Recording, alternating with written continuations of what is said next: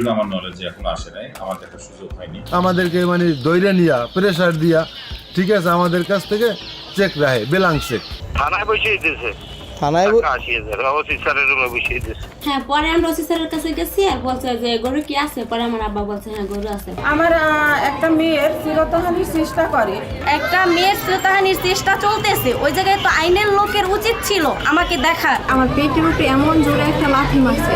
আমার ডেলিভারি হয়েছে 18 তারিখ। আমার শেষরাইয়া তান্না টাক্কাইয়া নিয়ে যায়। 2024 সালের অক্টোবর মাস, প্রতিদিনের মতোই ঘুম থেকে উঠে গরু চড়াতে যাচ্ছিলেন পটুয়াখালীর বাউফলের রাসেল হোসেন। গরু ঘরে ঢুকতেই মাথায় আকাশ ভেঙে পড়ে তার, কারণ ঘরে থাকা 5টি গরুই উধাও। গরু না পাওয়ার এই ঘটনা মুহূর্তেই ছড়িয়ে পড়ে এলাকায়। মরিয়া হয়ে রাসেল এদিক সেদিক ঘুরতে থাকে।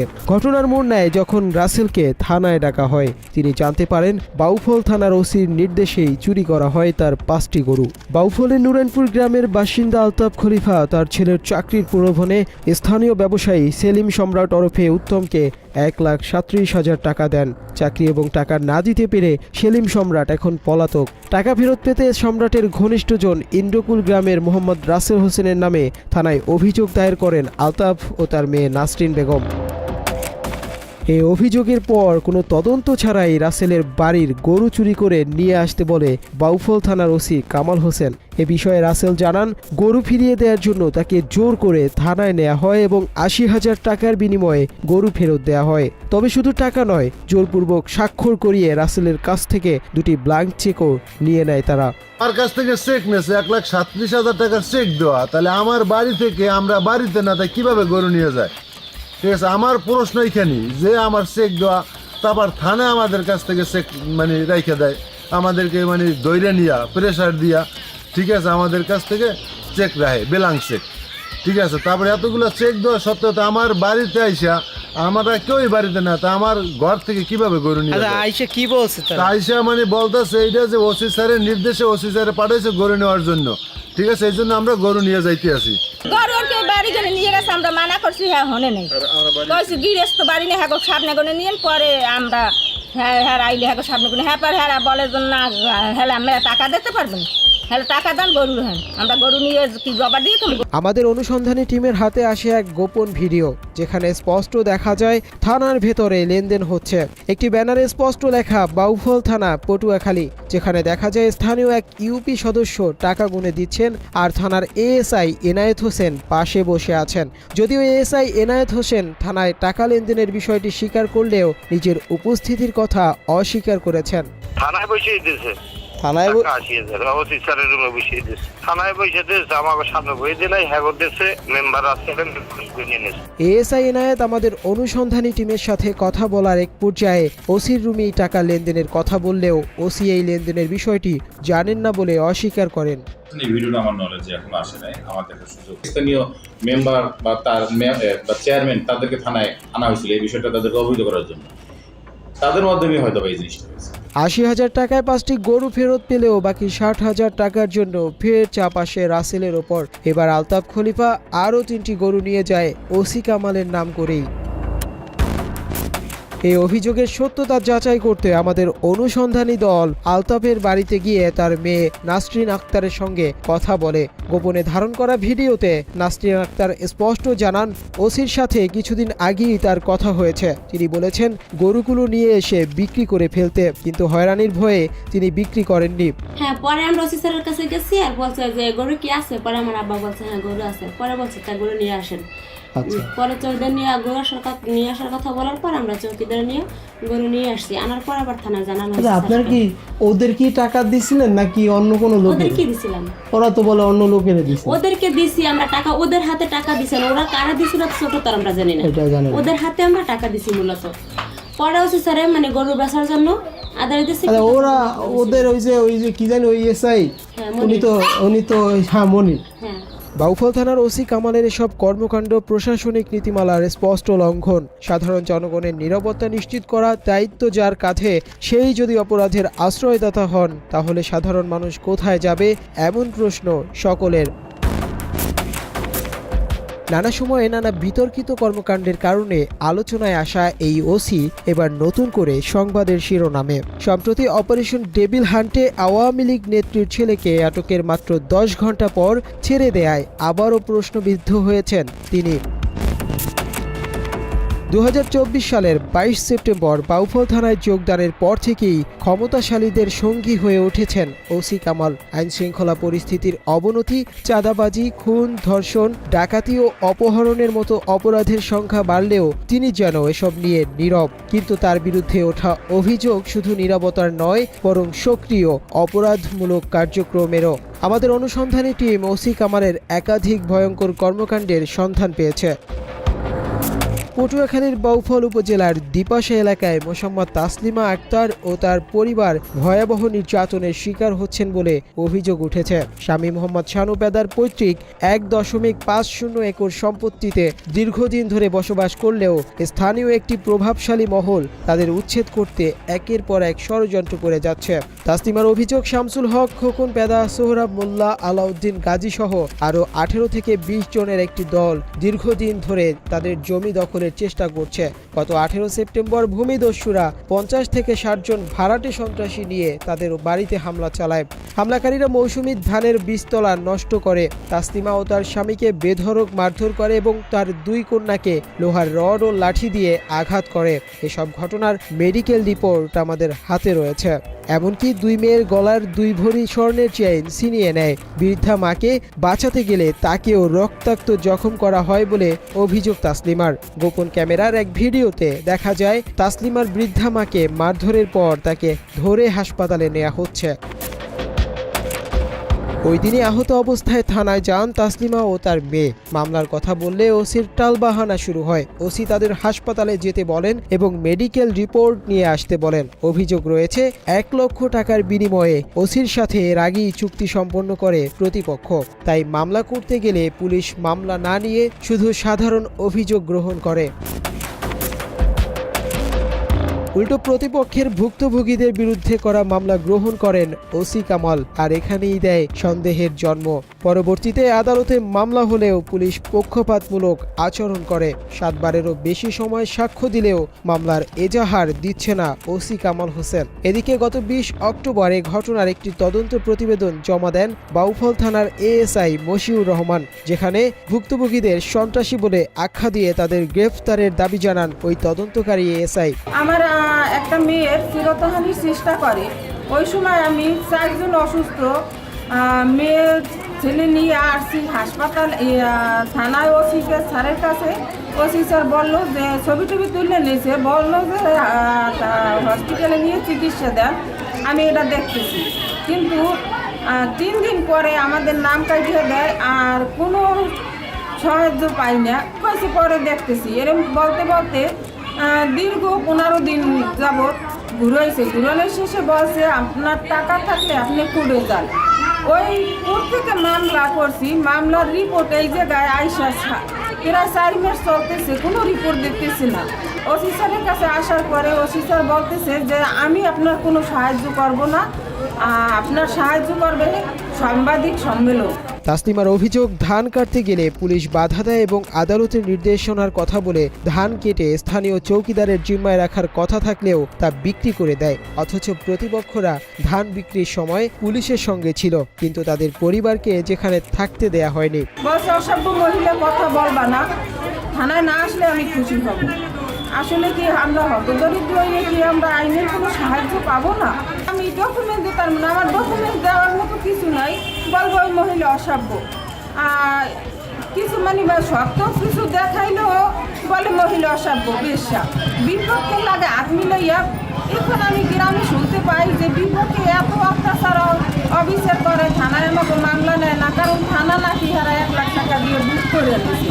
এ পর্যন্ত তাসলিমা আক্তার ও তার পরিবারের বিরুদ্ধে 5টি মামলা করা হয়েছে, যার মধ্যে অন্তঃসত্ত্বা নারী মোসাম্মদ রুবি আক্তার, মৃত সন্তান প্রসবকারী শিমু আক্তারকেও আসামি করা হয়েছে। পুলিশের সহযোগিতা না পেয়ে এখন তারা চরম নিরাপত্তাহীনতায় ভুগছেন। অসহায় তাসলিমা আক্তার সাংবাদিকদের মাধ্যমে প্রশাসনের দৃষ্টি আকর্ষণ করে ভূমিদস্যুদের দৌরত্ব বন্ধ করা ও ন্যায় বিচার নিশ্চিত করার আহ্বান জানিয়েছেন। এ বিষয়ে গত বছরের 9 ডিসেম্বর তাসলিমা পটুয়াখালী প্রেস ক্লাবে একটি সংবাদ সম্মেলন করলে ক্ষিপ্ত হয়ে ওসি কামাল বলেন, সাংবাদিকদের কাছে যান, থানায় আসবেন না। এছাড়া ওসি অকথ্য ভাষায় গালাগালি করে বলেও অভিযোগ করেছেন তিনি। আমি যে হসপিটালে ভর্তি ছিলাম, এটা তো আমার প্রশ্ন আইনের কাছে, এটা কি আইনের ধারা যে একটা মেয়ের শ্লীলতাহানির চেষ্টা চলতেছে, ওই জায়গায় তো আইনের লোকের উচিত ছিল আমাকে দেখার যে মূলত বিষয় ওই জায়গায় কি হয়েছে, কিন্তু তারা এটা দেখে নাই। দেখার কথা বইলা পরে মামলা করার জন্য আসছি, মামলা নেয় নাই, ওসি স্যার দেখে নাই। কিন্তু আমার ওসির কাছে একটা প্রশ্ন যে তার মা বোন হলে কি সে এটা করতে পারতো? এইটা কোন আইনে আছে? আমি জানি সে একজন মুসলমান, সে একজন রোজা নামাজি ব্যক্তি, কিন্তু সে এইরকমের কাজটা কিভাবে করলো? তারপর আমার এই ঘটনা ঘটার পরে তারপর আমাকে উল্লেখ করে 3 থেকে 4টা মামলা দিয়েছে, তার কপি আমি দিতে পারবো প্রমাণ সহ।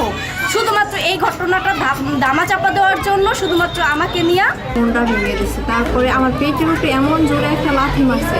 আমার ডেলিভারি হয়েছে 18 তারিখ, ও এই ঘটনা ঘটেছে 28 তারিখ। 10 দিনের ভিতরে আমার পেটের উপরে এত জোরে একটা লাথি মারছে, আমার সাথে সাথে ওই জায়গায় ব্লিডিং শুরু হয়েছে।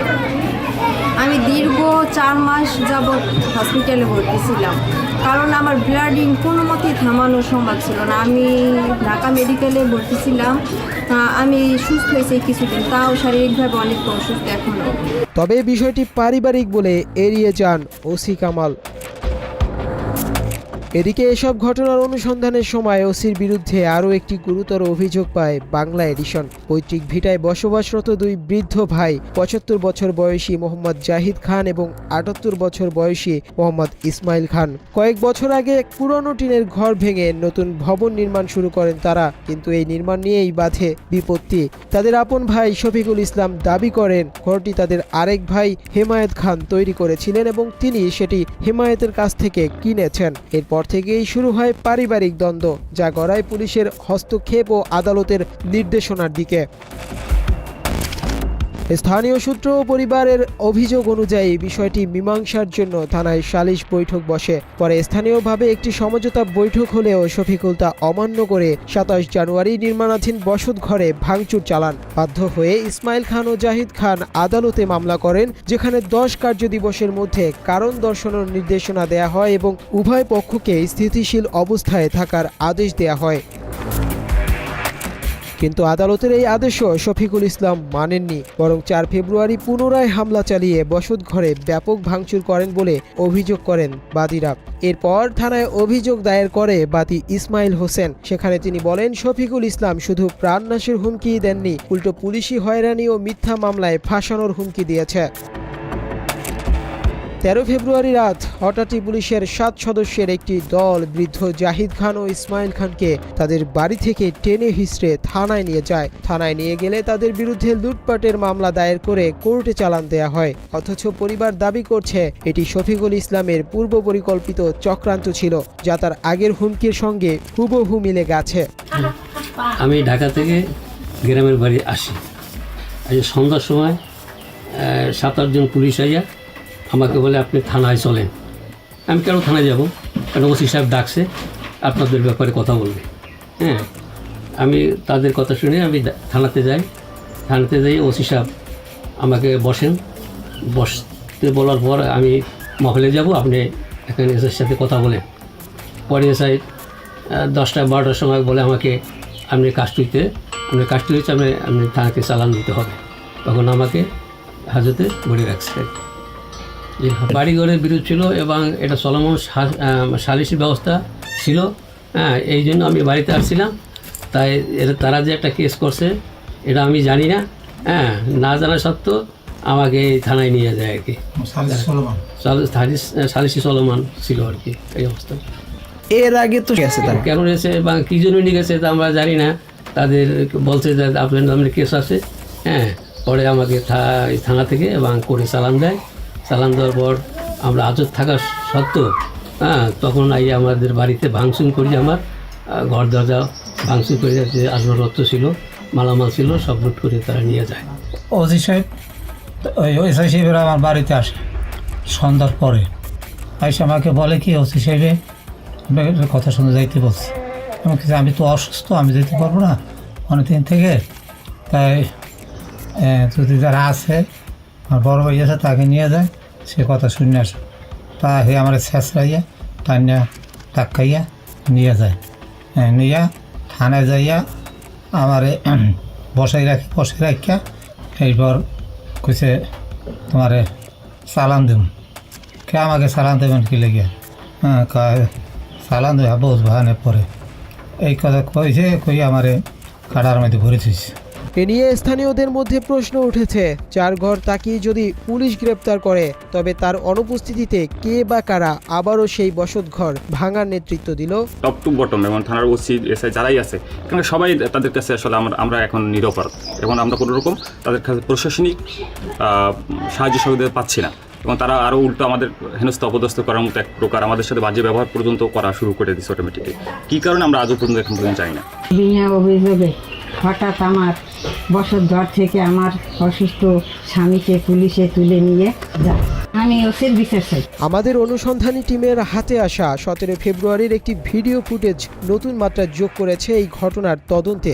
স্পষ্ট দেখা যায় শফিকুল ইসলাম নিজেই বসতঘর ভাঙচুরের নেতৃত্ব দিচ্ছেন। তাহলে পুলিশের করা লুটপাটের মামলার ভিত্তি কি? এর উত্তর মেলাতে গিয়ে আরও চাঞ্চল্যকর তথ্য উঠে আসে আমাদের হাতে। একটি গোপন অডিও রেকর্ডিং আমাদের হাতে এসেছে, যেখানে দাবি করা হচ্ছে শফিকুল ইসলাম বাউফল উপজেলা জামায়াতের আমিরের সঙ্গে মিলে পুলিশের ওসির কাছে আর্থিক লেনদেন করেছেন। এটা একমাত্র সোর্স আছে, উনি এটা জামায়াতের আমির তোমার এসাক মাওলানার সোর্সে ছাড়া হয় না। উনি সম্পূর্ণ থানায় দালালি করে এবং সম্পূর্ণ ওনার সাথে সংযোগ হয়। যখনই আমাদের তোমার এই যে যখন দেখছো তুমি যখন আমাদের তোমার যে আমাদের কোনো সমস্যা হয়েছে বা আমরা যখন এই একটু করতে গেছি অভিযোগ করতে গেছি তখন উনি যে হস্তক্ষেপ করতে প্রতিটা কাজে এবং উনি লাস্ট পর্যায়ে আমার নামে জিডি পর্যন্ত করে, তখন ওনার নামে আমি এই অভিযোগটা তুলি, কারণ উনি তো স্বয়ং উনি সম্পূর্ণ প্রথম থেকে এখানে মানে হস্তক্ষেপ করছে এবং এমনটা গেলে তার হাত থেকেই গেছে, ছাড়া কোনো ওয়ে নেই। এমন অভিযোগের ব্যাপারে জানতে বাউফলের জামায়াতের আমিরকে একাধিকবার কল করলেও তিনি কল রিসিভ করেননি। মুঠোফোনে যোগাযোগ করা হলে অভিযুক্ত শফিকুল ইসলাম বলেন ওই ঘর প্রথম নির্মাণ করেছে তার ছোট ভাই হেমায়েত। তার কাছ থেকে সেটি কিনে নেন শফিকুল, কিন্তু জাহিদ ও ইসমাইল সেটি জোরপূর্বক দখল করে রেখেছেন। হেমায়েতের কিছু নির্মাণ সামগ্রী আটকে রেখেছিলেন তারা, তাই মামলা করেন তিনি। এরপর মালামাল উদ্ধার হলেও বহিরাগতদের নিয়ে শেষ ষড়যন্ত্র শুরু করে তারা। আদালতের নির্দেশ থাকার পরও কেন বসত ঘরে আবারও হামলা চালানো হলো? যদি শফিকুল ইসলামের দাবি সত্য হয় তাহলে তিনি নিজের বসত ঘর নিজেই কেন ভাঙতে যাবেন? গোপন অডিওতে উঠে আসা পুলিশের সঙ্গে লেনদেনের তথ্য কি তাহলে সত্য? এই ঘটনার সুষ্ঠু তদন্ত না হলে ভবিষ্যতে যে কেউ প্রভাব খাটিয়ে প্রশাসনের সাহায্যে প্রতিপক্ষকে ফাঁসাতে পারবে, এই আশঙ্কা উড়িয়ে দেওয়া যায় না। এখন প্রশ্ন হলো ওসি কি বলবেন? এই ঘটনা সে একটা অভিযোগ দেয়, ওই অভিযোগের প্রেক্ষিতে যখন আমরা প্রাথমিক সত্যতা যাচাই বাছাই শেষে যখন আমরা দেখি যে না বিষয়টা আমলযোগ্য, তখন আমরা সেই বিষয়ে আমরা একটা মামলা রুজু হয় এবং কিছু আসামিদের গ্রেপ্তার। এদিকে বাউফলের আইনাবাজ কালাইয়া এলাকায় জমি সংক্রান্ত বিরোধে এক পরিবারের ওপর 2 দফা হামলার অভিযোগ উঠেছে। 19 মার্চ প্রতিপক্ষের হামলায় মঞ্জুর রহমান নামের একজন আহত হন। থানায় অভিযোগের পর 21 মার্চ ফের হামলা হলে 15 মাসের এক শিশু আহত হয়। আমার ভাইয়ের গায়ে ইট পড়ছে স্যার। কিরা করছে? এই মিরাজ ঘরে আসছে, ঘরে এই ভাইয়ের গায়ে ইট পড়ছে, আমার গায়ে ইট পড়ছে, আমার ভাইয়ের গায়ে পড়ছে স্যার। দেখা যান ঘরের মধ্যে ইট স্যার, তাড়াতাড়ি আন স্যার, এই মোট টাইমে স্যার, তাড়াতাড়ি আন স্যার, তাড়াতাড়ি আন, আপনি একটু তাড়াতাড়ি আন। ভুক্তভোগীরা পুলিশের সহযোগিতা না পাওয়ার অভিযোগ করেছেন। তদন্ত কর্মকর্তা এএসআই শাহিনের বিরুদ্ধে মামলা নিতে ঘুষ চাওয়ার অভিযোগও উঠেছে। হামলার ভয়ে পরিবারের সদস্যরা হাসপাতালে আশ্রয় নিয়েছেন। আমরা অলরেডি 3500 টাকার মতো দিছিল, কিন্তু আমরা কোনো তার কিছুই পাইতেছি না, তার দ্বারা হেল্প এসআই শাহিনের দ্বারা কোনো হেল্প আমরা তার দ্বারা পাইতেছি না। আমার শ্বশুরের উপর হামলার পর আমরা থানায় একটা অভিযোগ করার কারণে বিরোধী যারা আছে তারা আইসা হঠাৎ করে গালাগালি শুরু করে দিছে। আসরের সময় গালাগালি শুরু করে ঘরের ভিতরে ঢুকে ওর বাবার গায়ে অর্ধেক ইট মারছে, বাচ্চাই কোলেছিল, ওই ইট বাচ্চার গায়ে পড়ছে। ওই অবস্থায় আমরা থানায় ফোন দিয়ে পুলিশের কাছে অভিযোগ করা ছিল, ওনারে বারবার ফোন দেওয়া হয়েছে, কিন্তু উনি তখন কোনো গুরুত্ব দেয় নাই, এমনকি তার পরদিন সকাল পর্যন্তও আসে নাই। পরদিন আমি 11টার সময় যেভাবেই হোক আমি ভোরে পালাই আসি বাচ্চা নিয়ে পিছের দরজা দিয়া। এদিকে থানার ওসি বিষয়টি খতিয়ে দেখার আশ্বাস দিয়েছেন। আসলে আমি নাই স্টেশন, আমি বলতে পারতেছি না, আমি একটু ঢাকায় আছি, আমি না জেনে পুরোটা না বসে অভিযোগটা আবার না দেখে আমি কথা বলতে পারতেছি না বিষয়ে। আমি একটু আসি, কালকে হয়তো রাতে আসবো, আমি এসে আমি বিষয়টা দেখবো। গত কয়েক মাসে বাউফল থানার আইন শৃঙ্খলা যে চরম অবনতি হয়েছে সে কথা উড়িয়ে দেওয়া যায় না। থানা ও পুলিশের সামনেই কিশোর গ্যাংয়ের আসামির কিশোরী উত্ত্যক্ত করা এবং কিশোরের আত্মহত্যার পরও সেই আসামি গ্রেপ্তারে পুলিশের গড়িমসি, থানার সামনে হামলা মারধরের ঘটনাগুলো বাউফলবাসীকে ভাবিয়ে তুলছে। আইন শৃঙ্খলা বাহিনীর অবনতি নিয়ে একাধিকবার প্রতিবাদ জানিয়েছে বাউফলের সাধারণ শিক্ষার্থীরা, তবে তা কোনো কাজে আসেনি, বরঞ্চ শিক্ষার্থীদের হতে হয়েছে লাঞ্ছিত। সম্প্রতি বাউফলের সাধারণ শিক্ষার্থীরা আইন শৃঙ্খলা পরিস্থিতির চরম অবনতি, চাঁদাবাজি, অপহরণ, ডাকাতি, সহিংসতায় ইত্যাদি বৃদ্ধি হওয়ায় নিজেদের ও সাধারণ মানুষের নিরাপত্তা চেয়ে থানায় গণ অভিযোগ দায়ের করে। ঘটনার আগের দিন ওসি কামালের অনুমতি আনতে গেলে ওসি ক্ষিপ্ত হন শিক্ষার্থীদের ওপর। এক পর্যায়ে তিনি এমন দাবি মানবেন না এবং শিক্ষার্থীরা প্রতিষ্ঠা করতে পারবে না বলেও বলতে শোনা যায় তাকে। শিক্ষার্থী যদি তোমরা 50 জন এই অভিযোগ দাও, তার মানে কি এই বাউফল উপজেলা শুধু শিক্ষার্থীদেরই সমস্যা? না, সবার শিক্ষার্থীদের থাকবে, যে অটো চালায় তার থাকবে, যে চাকরি করে তার থাকবে, সব শ্রেণী পেশার মানুষের অভিযোগ লাগবে। তাহলে প্রত্যেকটা শ্রেণী পেশার মানুষের অভিযোগ থাকা লাগবে যে আমি জানলে আমি জাল বাইতে পারতেছি না, আমার জাল বাইতেও বাধা দিচ্ছে। আমি তরমুজের চাষ করি, আমার তরমুজ চাষে সে বাধা দিচ্ছে।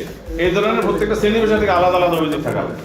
নতুবা তো তুমি বললে তার আমি সেটা মানবো না, তুমি সেটা প্রতিষ্ঠাও করতে পারবো না। এছাড়া বাউফল উপজেলার চন্দ্রদ্বীপে 10ম শ্রেণীর ছাত্রীকে তুলে নিয়ে ধর্ষণের ঘটনার বিচার চেয়ে থানার অভিমুখে শিক্ষার্থীরা লাল কার্ড দেখিয়ে মিছিল করলে শিক্ষার্থীদের কাউন্টার দিয়ে ওসি তার ফেসবুক পোস্টে লিখেন, লাল কার্ড হলুদ কার্ডে ভয় পায় না বাউফল থানা পুলিশ। জনমনে এখন একটাই প্রশ্ন, দাড়ি টুপির আড়ালে থাকা এই ওসির এত ক্ষমতার উৎস কি? ক্ষমতার এই অপব্যবহার হাসিনার আমলের স্বৈরাচারী মনোভাবকেই ফুটিয়ে তুলছে বারবার। এটা হচ্ছে আপনার গত মাসের শুরুর দিকের ঘটনা আর কি। এরকম কিছু পাইনি আমরা। 48 সেকেন্ডের একটা ভিডিও আছে থানার ভিতরে, যে ওই গরু মানে ফেরত দেওয়ার জন্য 80,000 টাকা গুনে দিচ্ছে। সেখানে একজন এএসআই উপস্থিত ছিলেন যার নাম হচ্ছে এনায়েত হোসেন। আমি তো এই কথা আপনাকে শুনলাম, আমি তো কিছু জানি না। আপনাকে যারা ভুক্তভোগী ওদেরকে আমার সঙ্গে আসতে বলেন, আমি জানবো।